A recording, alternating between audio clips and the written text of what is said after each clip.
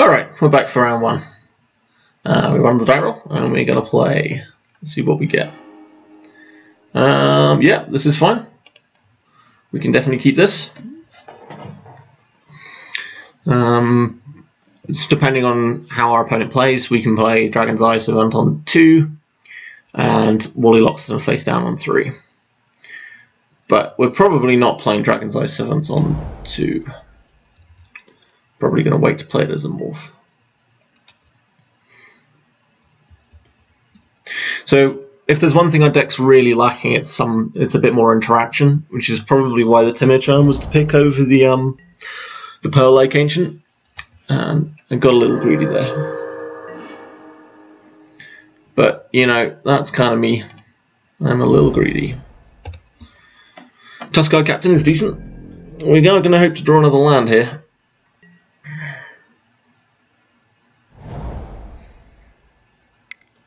What do we got? We're up against Abzan. Smoketail, sure.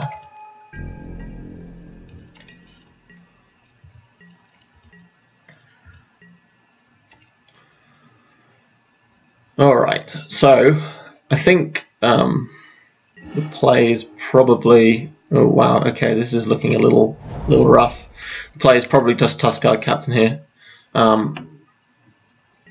So we can potentially we can outlast and we can do something else next turn. See what we got.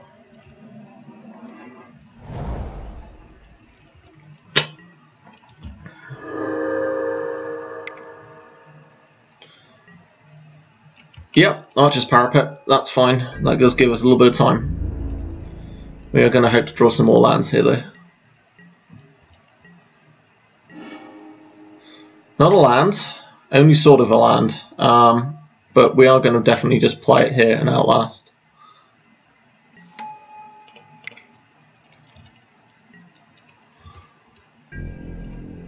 So let's try and draw a land here, and then hopefully we can get our beat down on a little bit.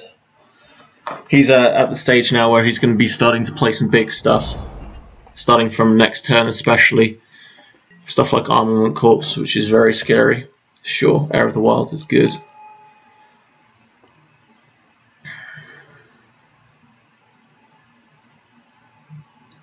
But if we can keep this Tuskar Captain in play and keep it large, then it does stop him doing us any significant damage. Mountain is a really good draw there. So we have a couple of options here.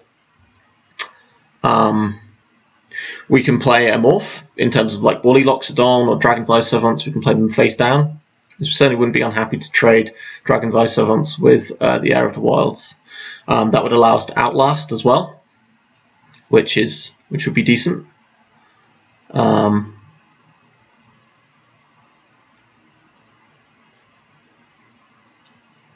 Alternatively, we can fetch with Embodiment of Spring and play Dragon's Eye Servants. I would actually quite like to know what the contents of his hand is though, so I don't think that's the option. I don't think we're fetching with Embodiment this turn. And then so the final option is to get this Skullkin into play. Although the benefit of fetching with Embodiment is that we can potentially play Riverwheel Aerialist next turn, which is really quite nice. So that might be the play.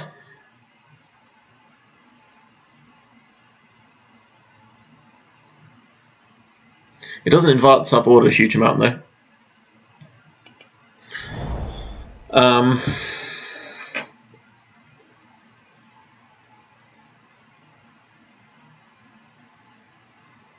I do like being able to outlast here though. I think it's really good to be able to get above, get out of like throttle range.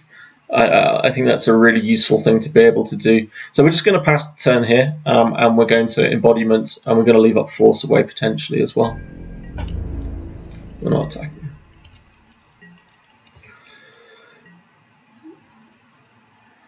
And our Force Away does actually loot at this point, which is really nice.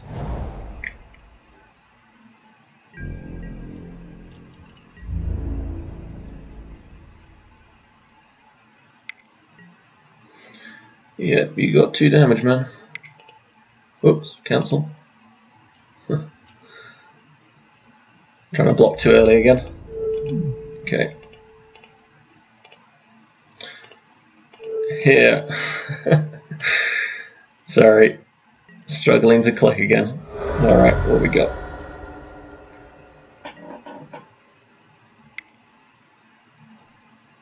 Something big. Is this the Armament Corps? It's usually what they're paying for this kind of mana.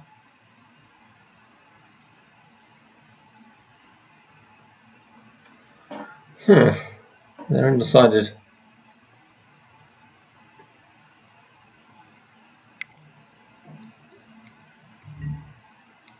Sagyu Archer. Yeah, that's much less scary. We're alright with the Sagyu Archer. It does block our Riverwheel Aerialist, but remember this does have prowess. So we can potentially do some blowout stuff here. If we draw another land, of course. But we're fine with this. This is okay. So we're going to tap this, and we're going to get ourselves another land.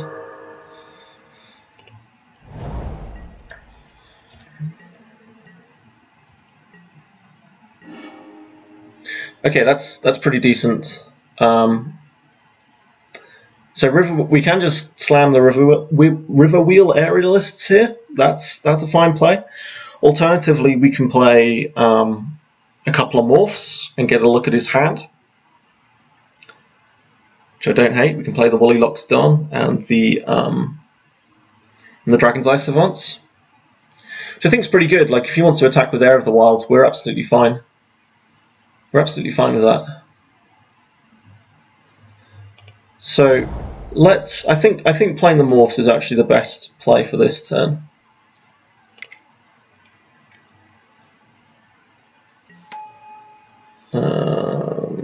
Play this face down. And we're going to just get past 10. So this potentially allows us to potentially flip up Woolly Loxodon into well, hopefully not into Heir of the Wilds. That would be pretty bad.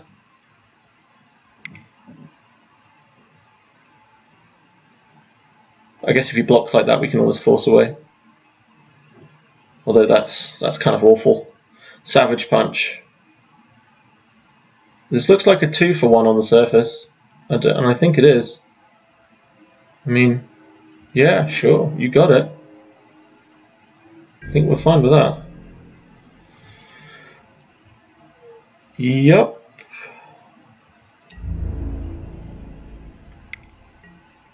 So we're just going to turn this creature face up, and we're going to reveal Riverwheel Aerialist because we intend to play that next turn. And we have a dead drop and a plains. 1, 2, 3, 4, 5, 6, 7, 8, 9. He has played a land this turn, so he has 9 in his pool. Sorry, it's potentially 9 next turn, unless he enables Delve somehow. So we need to stop him doing that. So dead drop is pretty awesome here. So we'll definitely block.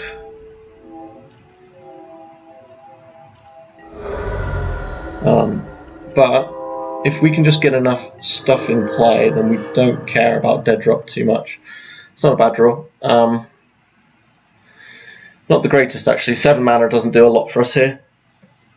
So depending on whether he draws anything, he won't. Well, he shouldn't be able to dead drop us next turn. So we should just play the Riverwheel Aerialists here. Unless he draws like Scout the Borders, that could be bad for us. He would be able to dead drop us then.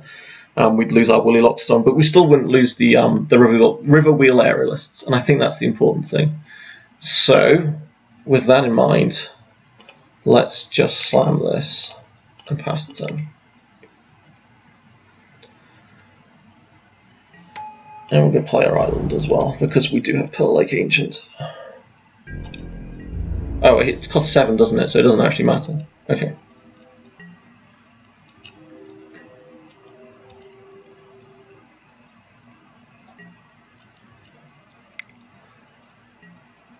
Yeah, he's draining us. That's fine.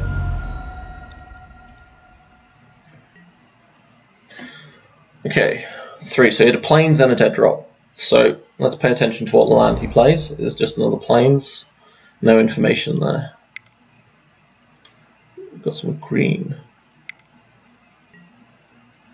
Highland game. Sure, we are fine with that. That is okay.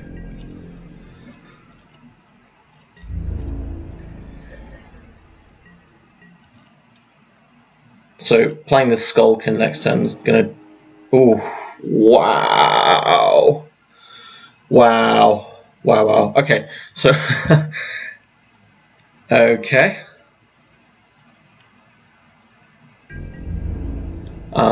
Yeah, we're going to just attack with the Aerolis. We don't actually want to attack with the Lockstorm because we don't want to fill up his graveyard for dead drop. But we will take this opportunity to eat the Sagu Archer if we can. Yeah. So we're going to force away the Smoke Teller. And this will allow us to loot as well.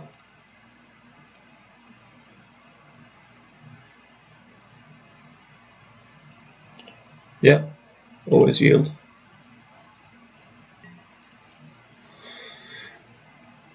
Okay, and we would like to use the Ferocious ability. Yes, please.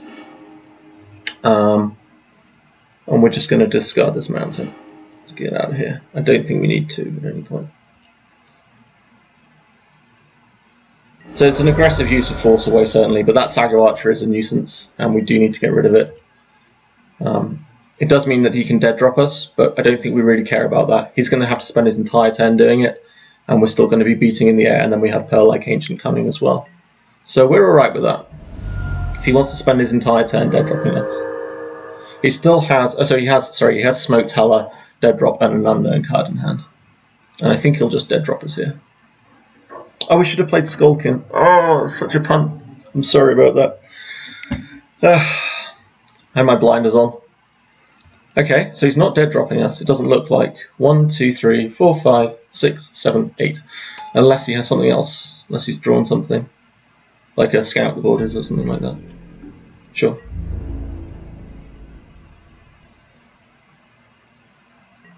Considering attacking with his Highland game. Doesn't want to. Okay. Yeah, we're just going to attack. We should have had this Skulkin in play as well, which is kind of sad, but... What can you do? Okay. Yeah, we're just going to play Pearl-like Ancient. Absolutely no reason why not to. What have we got? Yeah, sure.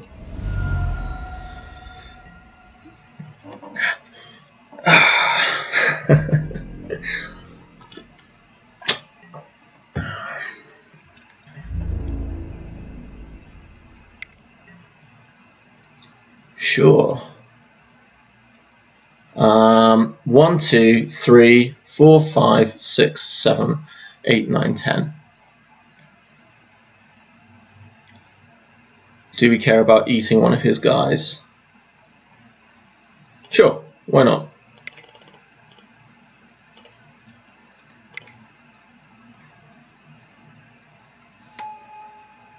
Bring it. We'll eat this one. We're not going to give him the life. So you can already cast Dead Drop if he likes. It's not going to make much of a difference. He might have drawn like a Wrath effect. I don't know. That kind of that would kind of be bad. But we can always pick this up again and just play it in a few turns time. No, I think he's just dead dropping us. So we should have been able to discard the Skulkin and. Yeah, sure. This one, this one.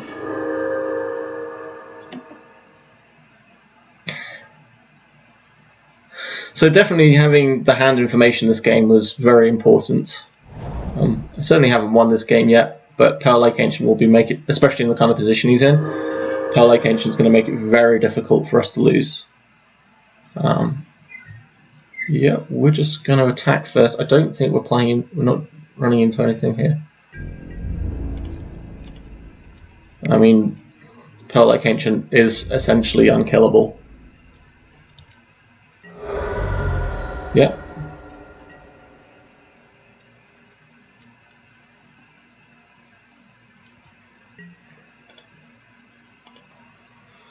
One, two, three, four, five.